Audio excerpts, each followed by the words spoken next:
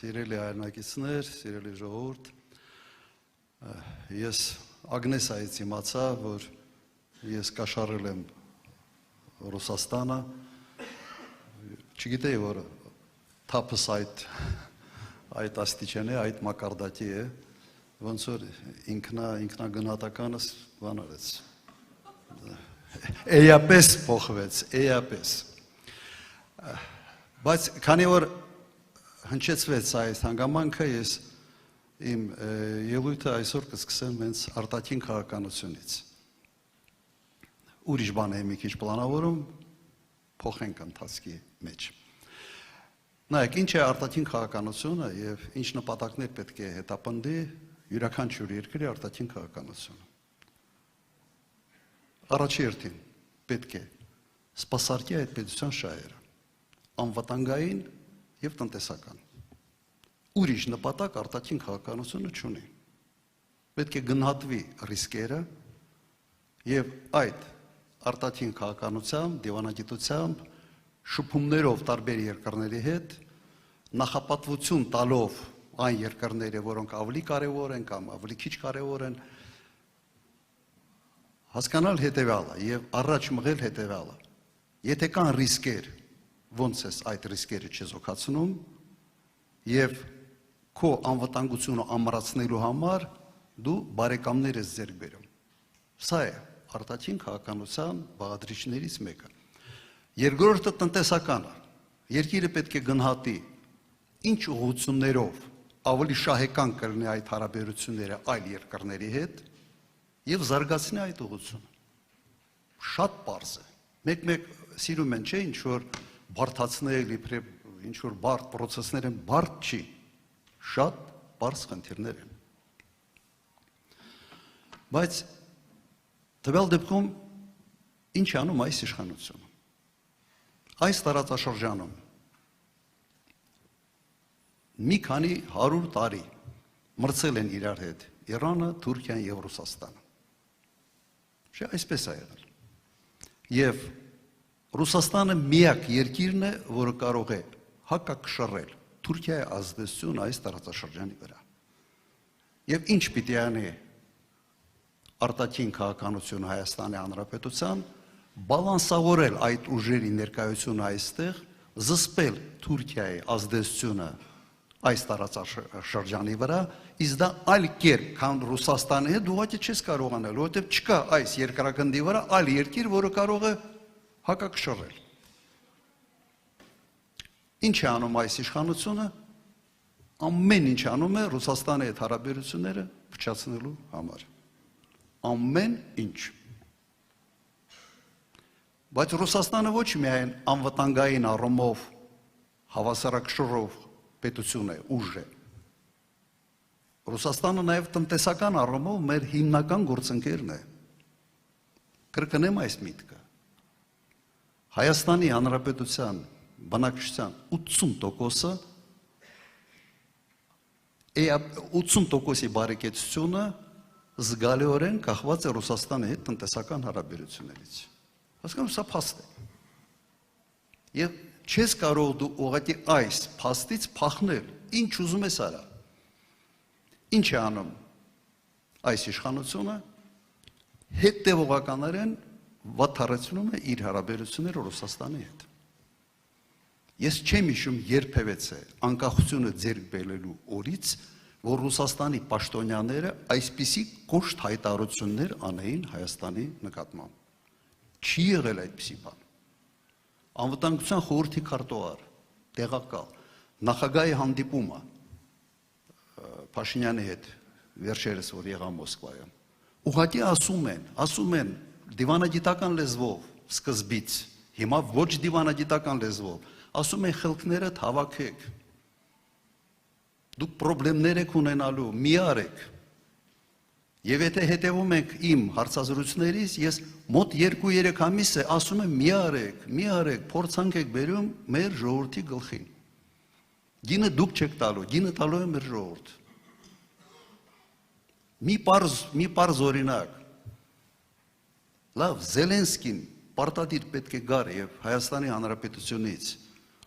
այդպիսի հայտարարություններ աներ, Ռուսաստանի վերաբերյալ։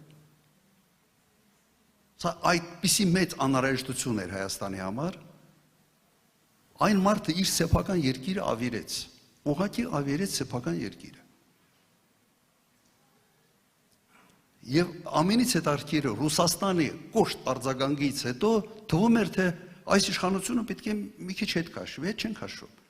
Հայտարարություններ են անում, որ մենք ուզում ենք լավ հարաբերություններ ունենալ Ռուսաստանի հետ, հայտարարություններից հետո անմիջապես քայլեր են անում ճիշտ հակառակ ուղղությամբ։ Օրինակ վերջերս եկավ Լիտվայի նախագահը եւ Հայաստանում ստորագրվեց ռազմավարական գործընկերության համաձայնագիր Լիտվայի հետ։ Ես Լիտվայի դեմ ոչինչ չունեմ,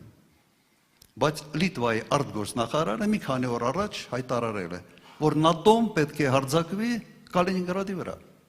Կալինինգրադը Ռուսաստանի տարածք է։ Դու չես կարող իսկապես երկու աթոռի վրա նստել, չի լինի։ Ուրեմն դուք պետք է համադրեք, եթե ձեզ համար Լիտվայի հետ հարաբերությունները այդքան կարևոր են, Ռուսաստանից ավելի կարևոր է, գնացեք ձեր լոլիկը, վարոնգմել գյուղացիներին, ծաղիկները, բանը ծախեք Լիտվային։ Մոտ 2-8 միլիոն բնակչություն է եւ 20,000-անոց բանակ։ Եվ թող Լիտվան դառնա նաեւ անվտանգային հակակշռող ինչ-որ մի պետություն հարավային Կովկասում։ Լուրջ այդպես եք մտածում։ Ինչի է բզում անընդհատ բզում։ Աշխարհում կա 3 գերպետություն։ Միացյալ Նահանգներ, Չինաստան, հիմա հավասար հարթությունների վրա են, մի քիչ ավելի զիջող Ռուսաստանը։ Ինչի է մեր գլխին փորձանք բերում։ Եվ մի քանի ամիս է անընդհատ դրա մասին խոսում ենք։ Եվ արդեն հետևանքները կան, որովհետև դուք գիտեք, ռուսները հետով շփվել է, համբերատար կսպասեն, բայց որ կջայնանան, պրոբլեմ եք ունենալ։ Հիմա ասում են պարզմա, որ ոչ թե իրենք են այս բզելով հաստրել այն վիճակին, որ լարսում արդեն խնդիրներ ունեն։ Պարզմա մենք ենք ընդդիմությունն է դա արել։ Ու կաշառքով։ Ընդդիմությունը գիշեր ցերեկ Ժորժ ջան, ասում ենք, զգուշացնում եք, ասում եք մի արեք, ասում այդ երկիրից լավ գիտե։ Տողերի արանքով եմ կարդում, չի կարելի, պարզմա մենք ենք մեր յուղացիների համար պրոբլեմներ սա։ Մենք այդ պրոբլեմները լուծելու ենք։ Հունիսի 7-ից հետո, հունիսի 8-ից այդ բոլոր հարցերի լուծումը տալու ենք, շատ կտրուկ։ Ամբողջ աշխարհում հետևյալն են, մեծ պետությունները ինչ են անում։ Տարբեր առևտրային ռեժիմներ են սահմանում տարբեր երկրների հետ, կապված թե ինչ կարգի հարաբերություններ ունեն այդ երկրի հետ։ Եթե երկիրը բարեկամ երկիր են համարում, մոտիկ են համարում, արտոնյալ պայմաններ են ստեղծում։ Եթե երկիրը ավելի մոտիկ չեն համարում կամ բարեկամական չեն համարում, ռեժիմները ուրիշ են։ Նայեք Միացյալ Նահանգները ինչ անում։ Եթե թշնամական երկիր են համարում, ապա լրիվ սանկցիաների տակ են դնում, ամեն ինչ արգելում են։ Ուղղակի այսպես է աշխատում առևտուրը ընդհանրապես աշխարհում, միջազգային առևտուր, ուրիշ մեխանիզմ այստեղ չկա։ Հիմա դու տանում ես արտաքին քաղաքականություն, որը հակառակ ուղղությամբ է քո տնտեսական շահերին։ Ոչ մի երկիր Ժորժ ջան, այդպես ուղղակի չի վարվում։ Ոնց որ կենցաղում քո գործատու հետ որտեղից դու աշխատավարձ ես ստանում, ընտանիքդ պահում ես, դու անընդհատ գնաս հետը կռվես, անընդհատ պրոբլեմներ ստեղծես, բզես, գնաս իր ընտանիքի հետ կռվես։ Իհարկե վերջում գործդ կորցնելու ես։ Հիմա նույնը միջազգային հարաբերություններում է։ Հիմա ինչ պիտի անենք այս ամենից բրցնելու համար։ Չի դադարվելու, կուրսը պետք է փոխվի, ուղղությունը պետք է փոխվի, այս մարդիկ ընդունակ չեն դա անել, ուրեմն այս մարդիկ պետք է փոխվեն, եւ այս մարդկանց փոփոխությունը անմիջապես շատ արագ բերելու է նաեւ ընդհանուր փոփոխություն։ Մենք այս խնդիրներից ազատվելու ենք այս մարդկանցից ազատվելու հետ միասին։ Փորձել եմ շատ պարզ լեզվով բացատրել, հասկանալի է։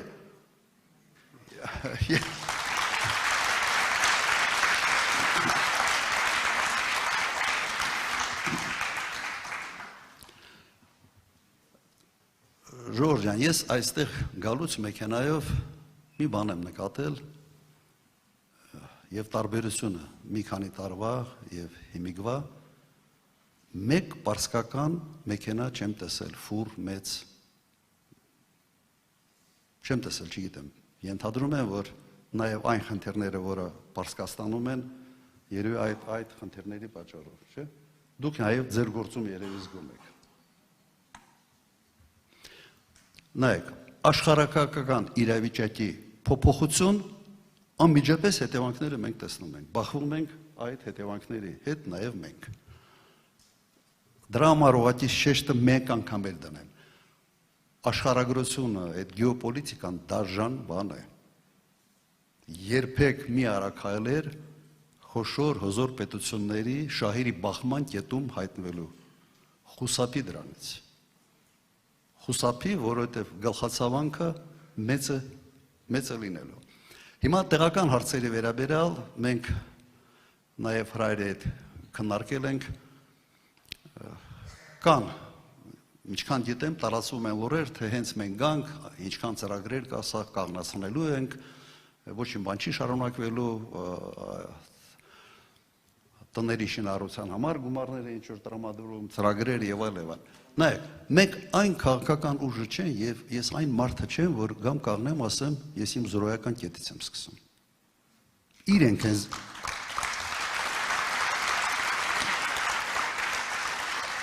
Իրենք են սկսել զրոյական կետից եւ այդ զրոյական կետի գինը եղավ Արցախի ազնումը։ Ավելի ճիշտ եղավ պատերազմը 5000 զոհ տարածքային կորուստներ, իսկ դրանից հետո նաև Արցախի ամբողջական կորուստ։ Որտեղ այդ զորայական կետը 18-19 թվականից էր ասում, որ զորայական կետից եմ սկսել։ Մենք զորայական կետից չենք սկսել, մենք նայելով ենք։ Ինչն է օգտակար մեր ժողովրդի համար, ուրեմն այդ ծրագրերը շարունակվելու են, ինչն է վնասակար մեր ժողովրդի համար։ Վնասակարը ակնհայտ դպրոցների այսպես կոչված օպտիմիզացիան է։ Որտեղ դպրոց փակելը նշանակում է գյուղ փակել։ Այդպես ենք մենք ընկալում։ Մարդկանց աշխատանքից ազատել միայն նրա համար, որ անդիմադիրին ձեռես տվել, իհարկե այդպիսի բան չպետք է լինի, եւ մարդիկ պետք է պատժվեն դրա համար։ Եթե կա ծրագիր, որը աշխատում է, սկսել է աշխատել, թերություններով, ուրեմն այդ թերություններն եք շտկելու։ Եթե խոսքը գնում է բժշկական ապահովագրության մասին, դա մենք վաղուց ենք ասում, որ դա պետք է։ Հիմա իրենք նախընտրական նպատակների համար դա արեցին, մենք դա բարելավելու ենք, որ նաև բժիշկները դժգոհ չլինեն, որովհետև բժիշկների մի զգալի մասը այդ ծրագրից դժգոհ են։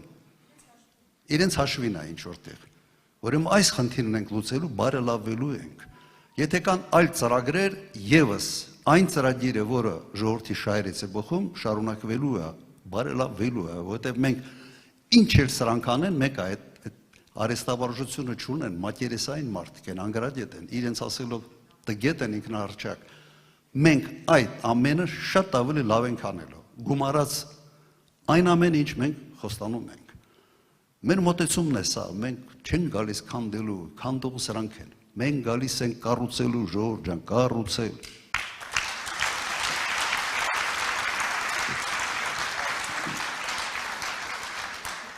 Իշխան Սահակյանը մի բան ասեց սկզբից, ասեց, որ մի քաղաքացուց ինչ որ հող են վերցրել եւ ասում են, որ Հայաստանի հողը։ Գիտեք, նույնիսկ իրենց լեքսիկոնի մեջ այդ խնդրեմը կա։ Քաղաքացու հողը չեն համարում Հայաստանի Հանրապետության տիրապետության տակ գտնվող հող։ Հասկանում եք, սա մտածելակերպ է։ Եթե իր կառավարության սեփականությունը չի, ուրեմն հեչքի Հայաստանին էլ չի։ Ուրեմն իր տակ պիտի լինի, իր ազդեցության տակ պիտի լինի, որ համարի դա որ Հայաստանի հող։ Այս շենքում մենք կանք, սա ինվեստիցիա է, սա սեփականություն է։ Բայց սա Հայաստանի տարածքի վրա է, Հայաստանի հողի վրա է եւ սա ծառայում է Հայաստանի Հանրապետությանը նաեւ։ Հարկատու է։ Այս սրանք բան են, sense աչքը դարած ումից ինչ խլեն եւ հայտարարեն, որ Հայաստանի Հանրապետությունը հարստացավ մեկ մեքենայով, մեկ Range Rover-ով, մեկ չգիտեմ ինչով։ Ժողովրդի ունեցվածքը մեկը, սա Հայաստանի Հանրապետության, այսպես ասենք, ընդհանուր ունեցվածքն է։ Եթե ինչ որ բան ապօրինի է եղել, օքեյ, վերցրեք, բայց մտածելակերպը այսպեսինն է։ Ինչ որ փայ են մտնում մեծ բիզնեսների մեջ եւ ասում են վերադարձրել ենք Հայաստանին։ Օրինակ, նույն բաշխիչ ցանցերը կամ քաջարանի բենզեմոլիբդենային կաբինետ։ Իսկ ում էր ծառայը։ Ում էր հարկ տալիս։ Կամ որ երկրի քաղաքացիներն էին աշխատում այդ գործարանում, աշխատավարձ են ստանում եւ եկամտահարկ են տալիս, գործարանն է հարկ տալիս։ Այս մտածելակերպը ցույց է տալիս, որ իրենց էությամբ ժողովրդի շահերից առնչություն չունեն, ուղղակի կապ չունեն։ Եվ այն ինչ անում են բիզնեսի նկատմամբ, ուղղակի օտարերկրյա ներդրումների մոտիվացիան տակից սենց քոքից կտրում են։ Քոքից կտրում են եւ պատճառը դա է, օրինակ վերջի 1 տարվա ընթացքում օտարերկրյա ներդրում Հայաստանում չկա։ Իսկ սա նշանակում է երկարատև առումով լրջագույն խնդրեմ տնտեսության համար։ Այս քայլերը վերանայվելու են։ Մի կասկածեք։ Եվ այդ վերանայող ուժը Հայաստան դաշինքն է։